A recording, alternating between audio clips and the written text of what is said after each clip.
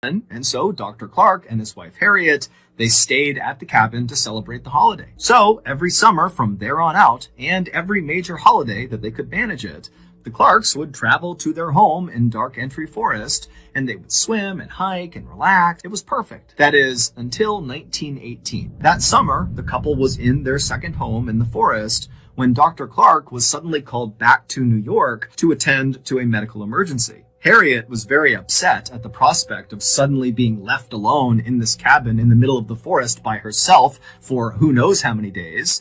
And so when she dropped her husband off at the nearby train platform, she made him promise that he would come back soon. And he said he would. And then Dr. Clark got on the train and took off. From his comfortable seat on that train, Dr. Clark had no idea that his wife was about to endure a nightmare while he was gone. When the Clarks bought their 1,000 acres in the Dark Entry Forest, they did virtually no research on the forest or the surrounding area. If they had, they very likely would not have purchased that land. You see, the town that used to be inside of the Dark Entry Forest, that was now just ruins that the Clarks saw when they first walked around inside of the forest, was abandoned for a very specific reason. It was cursed. At least that's what the locals say. And in fact, that was the reason why no builders in the area were willing to go with Dr. Clark into the forest to go build his house, because they were too scared to go anywhere near the ruins of this cursed town. This town, which was known as Dudleytown, was first settled sometime in the 1740s. At first, it was just a couple of people and a couple of small structures,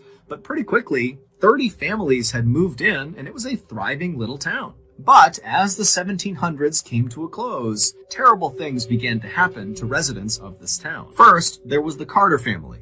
They moved to Dudleytown in 1759, and shortly after arriving there, 6 members of their family all died suddenly from cholera. The remaining branch of the Carter family was so grief-stricken from their losses that they left Dudleytown and went to New York, where they resettled. But almost immediately after getting set up there, Native Americans raided their property and massacred them, and the 3 people that survived this massacre were 3 of the kids, and they were all kidnapped and taken away. In 1792, a Dudley resident named Hollister died suddenly. Now, we don't know if he fell off a roof or if he was murdered. No one really knows. But what we can agree on is that his untimely death happened in the home of a man named Tanner. And Tanner, following Hollister's death, suddenly just began obsessively talking about these strange creatures he was seeing out in the woods at night, kind of roaming around the Dark Entry Forest.